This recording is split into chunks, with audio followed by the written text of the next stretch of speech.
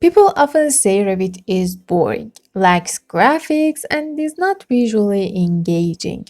To be fair, while I've seen some truly remarkable presentation created in Revit, I've also encountered ones that miss the mark.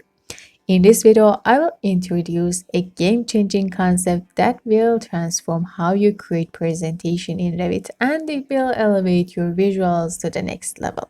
So to create professional presentation, you need to first know about Revit. You need to know about all of the categories and groups that it has. And I'm not talking about the families, they are different. I'm talking about the categories. For example, if you look at this project, you can see different categories like floors, like roofs, walls, windows.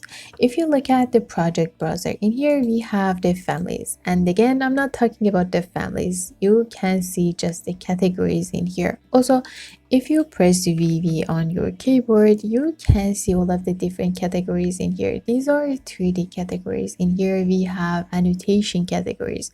We have analytical model categories, imported categories. Also, all of these are categories: areas, ceiling, columns, floors. At the end, we have walls and windows, topography.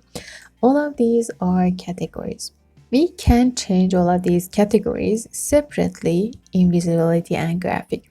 Let's, for example, change these walls. I'm going to scroll down, and in the wall section for the pattern, click on this override. Let's just change its color to something like this. Okay, and also we need to change the pattern to a solid fill so we can see it exactly in here. I'm going to click on OK, and now we can see all of the walls on this project in this color. Okay, it doesn't matter how many types you have in here, you can see all of the walls in this purple color. You can do this for floors or roofs or any other category too. I'm going to go to visibility and graphic. Let's do this again for the roofs. I'm going to go to this part, click on this pattern section and change them to this orange color. Click on OK, change the pattern to this one, OK and OK. We have just one type of roof on this project, but you can see that all of them, 3 different elements, are in this orange color. If you go to another view, for example, to a floor plan or an elevation, you will not see these in those views. What you change in visibility and graphic will be applied to just that view. If I press on VV in here again, you can see that this visibility and graphic only works for this 3D view. You can do this on another view too, but these changes will be only on this view. Okay, let me press Ctrl Z, and now the other thing we need to know, and I think most of us know, is different types that we have in Revit. For example, in wall category, we have different types of walls. If I select this wall, you can see that this is exterior wall. This is one type. If I select this one, you can see it is a wooden wall. This is another type. If I select this wall, this is a brick wall, another type. When we change the category of wall, all of these types will follow that setting.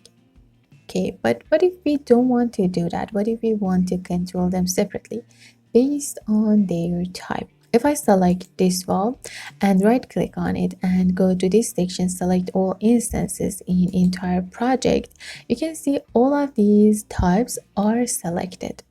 Okay, if I want to change the graphic of only this type, I need to go to its edit type, and in the structure section, I need to change these settings in their materials.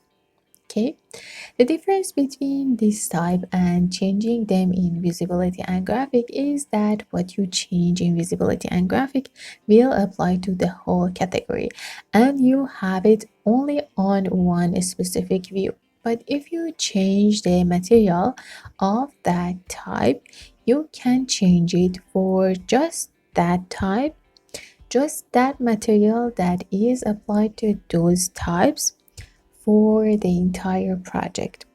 In this part, I'm going to go to the exterior side for this concrete wall, and let me just change it because I might have used that material on other parts too. So I'm going to create another material. Let's change its name to just wall number 5.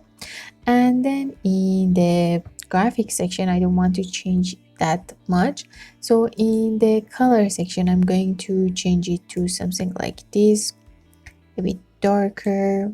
Okay, and click on OK, and OK again, and OK. If I change this visual style to consistent color, you can see all of these walls, all of these exterior walls are on the color that we set. We can also see it if we go to another view, for example, to one of these floor plans. In floor plans, we can see them. Let's go to elevations, this north view, for example. In here, you can see the exact color. Okay, if you want to change another type, let's go to this 3D view. For example, let's say we want to change this type to its material. For example, go to the edit type section, to structure, select the exterior material, this wooden elevation. I'm going to again create a new one, change its name to wooden wall. Okay, in here, let's apply a pattern for that. I'm going to go with dark color, something like this. Click on OK.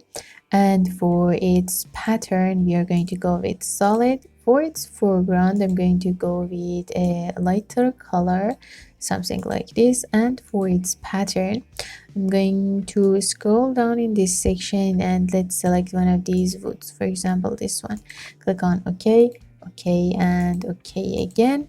You can see the same pattern and color in here on all of your walls that have that specific type. Okay, so this is the difference between each category and each type. Types are somehow the subcategory in category. Okay.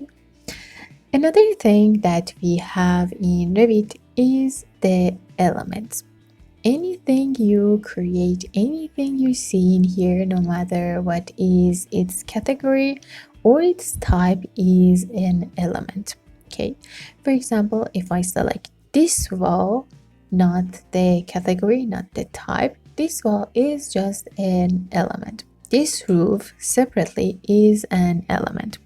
This window is an element. This railing, this stair, these columns, any line, any like annotation you have in here is a category.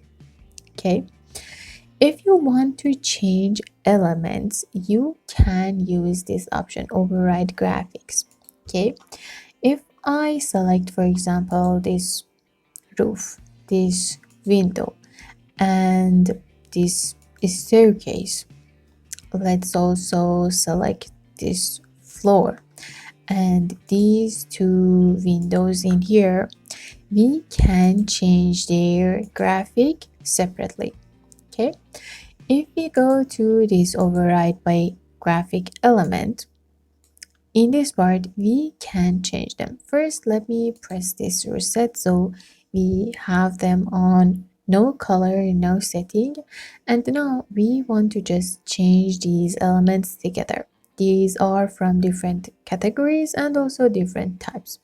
So I'm going to change the background to something sharp, for example this red color. Click on OK. In this part I need to go with solid fill, and for its foreground we don't need to apply any pattern. I'm going to go with this white, and for its material let's go with something very simple like this. Click on OK, and now we can see all of those elements on a specific material and pattern. Okay, again, what you change with this override graphic, if I select it, you can see this is override graphics in view.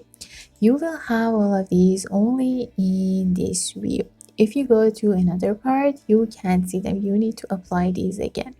So I have this specific graphic on this wall, on this staircase, on this roof, and also on this floor. And of course, their category and types are different. Okay, so you definitely need to know and learn and like practice this concept, because sometimes you need to use them separately in different situations. And it is very important to be able to control all of these, control everything you model the way you want. I really hope this concept, this explanation is helpful for you, and you can use it for creating outstanding and perfect presentation for your project. So thank you for watching, and I will see you next time.